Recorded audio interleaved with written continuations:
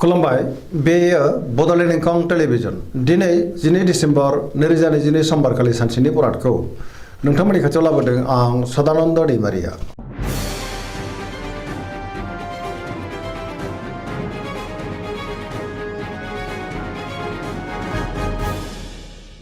सिगां फरायनो लादों मेष राशि गिबि हांखो अ ल दिनैनि साना जोबोर मोजां जेरावबो जाफुंसारगोन जेनिबो आंखाल जानाय नङा सोरजोंबा बाख्नाय जानानै गोसोखौ दिनै जोबोर गोजोननाय मोनगोन बहाबा दावबायनो एबा हान्थिनो खाबु मोननोबो हागौ आरो मोजाङैनो हान्थिनोबो हागोन मावनो लानाय खामानिखौ थि समावनो आरो गोरलैयैनो मावफुंनो हागोन देहाया मोजाङैनो थागोन सोरबा लोगोनिफ्राय मोजां खौरां फैनोबो हागौ गोसोआ दिनै जोबोर खुसि जागोन रांखावरियाव मोजां गोबां धोन आरजिनोबो हागोन आयाबो दिनै बांनो हागौ बेफार फालांगियाव जोबोर मोजां मुलाम्फा मोनगोन सोरबा लोगोनिफ्राय मोजां खौरां फैनोबो हागौ न'खराव दिनै अननानै फैगोन बिदा फंबायजों मोजां सोमोन्दो थागोन गुबुननि गोसोखौ गोरलैयैनो बोनोबो हागोन गोसोनि बोलोआ बांगोन समाजाव बयजोंबो मान होजागोन लाइमोनफ्रा दिनै जोबोर रमान्टिक जागोन आरो गावबा गावनि गोसोनि साननायखौ फोरमायलायनोबो हागोन वृष राशि गिबि हांखो इ अ ब दिनैनि साना मोजां आरो गाज्रिनि गेजेरजों बाबेरलांगोन गोजोननि आंखाल नुजानोबो हागौ गोसोखौ दिनै जोबोर गुलाय गुजाय मोननो हागौ गोसोनि बोलोआ लोरबां जागोन मावनो लानाय खामानिखौ मावफुंनो हागोन अब्लाबो नाथाय माबा नङा माबा मोनसे गोरोन्थिबो मावफ्लांनो हागौ समाजाव मान मोनगोन रांखावरियाव मोजां अब्लाबो नाथाय खरसायाबो बांनो हागौ बेफार फालांगियावबो मोजां होनजायो न'खराव दिनै बिसि फिसायनि गेजेराव एना एनिबो फैनो हागौ सोरजोंबा दान्थे बिदान्थेबो जानो हागौ देहाया दिनै मोजाङै थागोन अब्लाबो नाथाय जानाय लोंनायाव सांग्रां जानांगोन लोगोफोरनिफ्राय हेफाजाब मोननो गोब्राब जागोन गोसोनि साननायफ्रा देबार नांनो हागौ आरो नेगेटिभ एनार्जिनि गोहोमबो गोग्लैनो हागौ मिथुन राशि गिबि हांखो क स दिनैनि साना जोबोर मोजां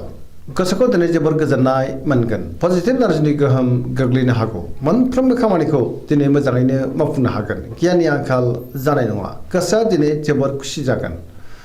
लाइमोनफ्रा जोबोर रमान्टिक जागोन आरो गावबा गावनि गोसोनि साननायखौ फोरमायलायनोबो हागोन देहाया मोजाङै थागोन रांखावरियाव मोजां बेफार फालांगियावबो मोजां होनजायो न'खराव अननानै फैगोन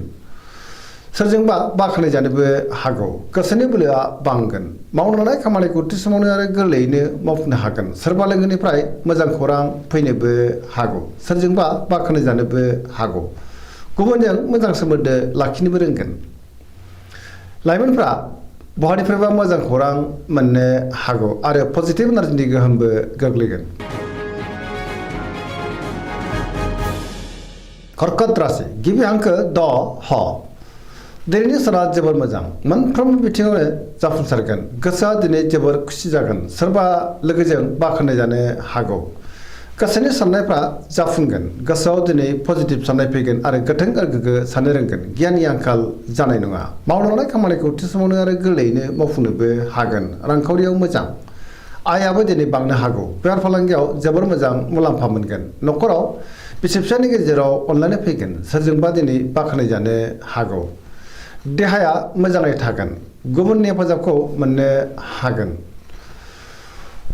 बिसि फिसायनि गेजेराव अनलायनाय फैगोन बिदा फंबायजों मोजां सोमोन्दो थागोन फरायसाफ्रा दिनै फरायनायाव गोसो दुंखांगोन आरो मोजां फिथाइ मोननोबो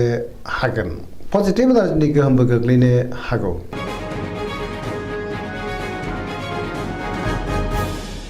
सिंह राशि गिबि हांखो म ट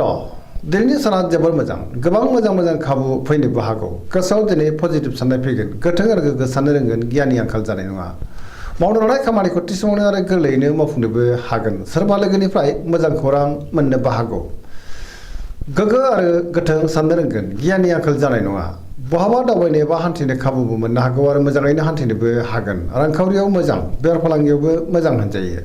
गोसोनि साननायखौ दिनै गुबुननो फोरमायनोबो हागोन न'खराव दिनै अनलायनाय फैगोन समाजाव मान मोनगोन गुबुननि गोसोखौ गोरलैयैनो बोनो हागोन आरो बयजोंबो अनसायजागोन देहाया दिनै मोजाङै थागोन अब्लाबो नाथाय जानाय लोंनायाव सांग्रां जानांगोन गुबुननि थाखाय गोबां मोजां खामानि मावनानै होनोबो हागोन गोसोआ दिनै जोबोर रमान्टिक जागोन आरो लाइमोनफ्रा गावबा गावनि गोसोनि साननायखौ फोरमायलायनोबो हागोन कन्या राशि गिबि हांखो प ट दिनैनि साना मोजां आरो गाज्रिनि गेजेरजों बाबेलांगोन गोसोआव नेगेटिभ साननाय फैनोबो हागौ गोथों आरो गोग्गो साननो रोंनाय नङा गियाननि आंखाल जानोबो हागौ रांखावरियाव बारा मोजां नङा नाङा फाङा खरसाया बांगोन बेफार फालांगियावबो बारा मोजां नङा होनजायो गोबां खहा जानांनो हागौ देहाया मोजाङै थागोन न'खराव अनलायनाय फैगोन सोरजोंबा नांलाय खमलाय एबा एना एनिबो जानो हागौ सुथुरनि गाज्रि नोजोर गोग्लैनोबो हागौ सांग्रां जानांगोन सोरजोंबा रायखोमा जानोबो हागौ गोसोआ दिनै जोबोर गोनो गोथो जागोन आरो नेगेटिभ एनार्जिनि गोहोमबो गोग्लैनो हागौ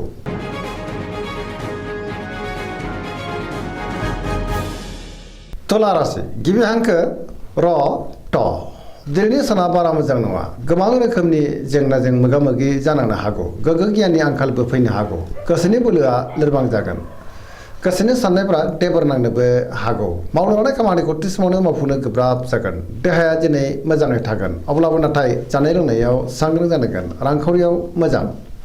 बेफार फालांगियावबो मोजां होनजायो न'खराव बिसि फिसायनि गेजेराव अनलायनाय फैगोन समाजाव मानहानि जानांनोबो हागौ सोरजोंबा रायखोमा जानोबो हागौ गुबुननि गोसोखौ बोनो गोब्राब जागोन लोगोफोरनिफ्राय हेफाजाबबो मोननो गोब्राब जागोन गोदान खामानियाव आखाइ होजेननो हानाय नङा लाइमोनफ्रा जोबोर आला खाला जागोन आरो नेगेटिभ एनार्जिनि गोहोमबो गोग्लैनो हागौ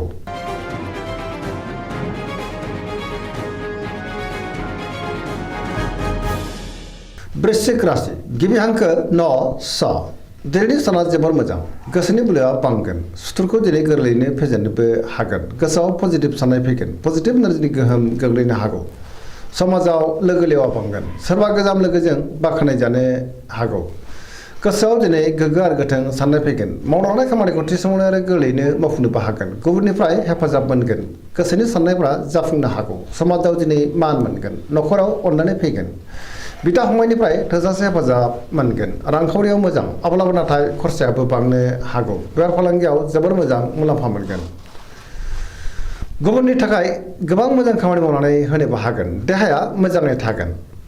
फरायसाफ्रा दिनै फरायनायाव गोसो दुंखांगोन आरो मोजां फिथाइ मोननोबो हागोन लाइमोनफ्रा जोबोर रमान्टिक जागोन आरो गावबा गावनि गोसोनि साननायखौ फोरमायलायनोबो हागोन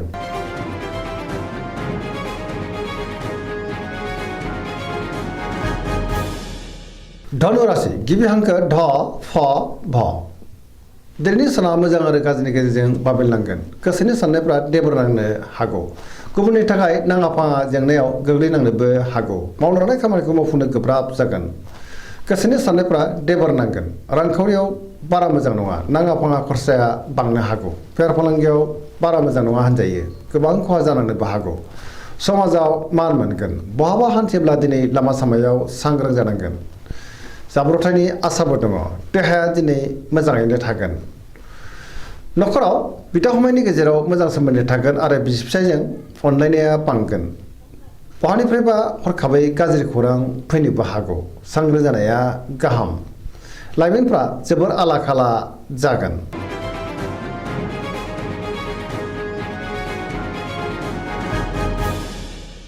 मकर राशि गिबि हांखो ख ज दिनैनि साना जोबोर मोजां गोसोखौ दिनै जोबोर गोजोननाय मोनगोन गोसोनि साननाया जाफुंनो हागौ मावनो लानाय खामानिखौ थि समावनो आरो गोरलैयैनो मावफुंनोबो हागोन रांखावरियाव जोबोर मोजां अब्लाबो नाथाय खरसायाबो बांनो हागौ मोननो गोनांखौ दिनै मोननो हागोन बेफार फालांगियाव जोबोर मोजां मुलाम्फा मोनगोन गुबुनजों मोजां सोमोन्दो लाखिनोबो रोंगोन मोनफ्रोमबो खामानिखौनो दिनै मावफुंनो हागोन गोदान खामानियाव आखाइ होजेननोबो हागोन न'खराव बिसि फिसायनि गेजेराव अनलायनाय फैगोन गुबुननिफ्राय मोजां खौरां फैनोबो हागौ सेंग्रा सिख्लाफ्रा गावबा गावनि गोसोनि साननायखौ फोरमायलायनो हागोन आरो गोसोआ दिनै जोबोर रमान्टिक जागोन फरायसाफ्रा फरायनायाव गोसो दुंखांगोन आरो मोजां फिथाइ मोननोबो हागोन पजिटिभ एनार्जिनि गोहोमबो गोग्लैनो हागौ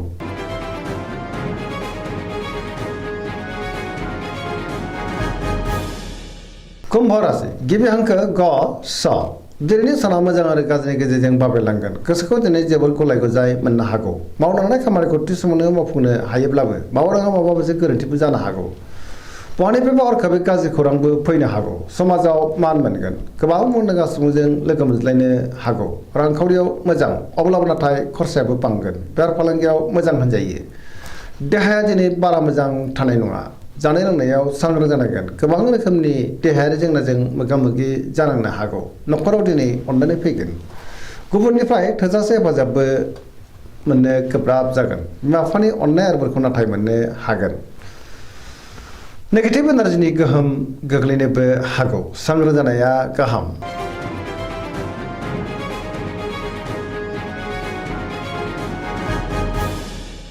मीन राशि गिबि हांखो ड स।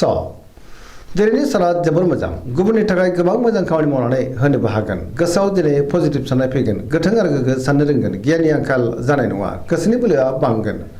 गावनि गोसोनि साननायखौ गुबुननो फोरमायनोबो हागोन। देहाया दिनै मोजाङै थागोन। रांखावरियाव मोजां, बेफार फालांगियावबो मोजां होनजायो। न'खराव अनलायनाय फैगोन। सोरजोंबा बाख्नायजानो हागौ। लाइमोनफोरनि गोसोआ दिनै जोबोर रमान्टिक जागोन आरो गावबा गावनि गोसोनि साननायखौ फोरमायलायनोबो हागोन। सोरबा लोगोनिफ्राय मोजां खौरां फैनोबो हागौ। फरायसाफ्रा दिनै फरायनायाव गोसो दुंखांगोन आरो मोजां फिथाइ मोननोबो हागोन। पजिटिभ एनार्जिनि गोहोम गोग्लैगोन। सरासनस्रायै दिनैनि साना जोबोर मोजां आरो मोजाङैनो बारग'लांगोन। दिनैनि राशि फरायनाया एसेनोसै। जोबनायाव बेखौनो खावलायो जाहाथे नोंथांमोना सानफ्रामबो जोंनि बे बड'लेण्ड इंखं टेलिभिजनखौ नायबाय थायो आरो साबस्क्राइब खालामो, लोगोसे लाइक खालामो आरो शेयार खालामो। एसेनोसै, गोजोन्थों।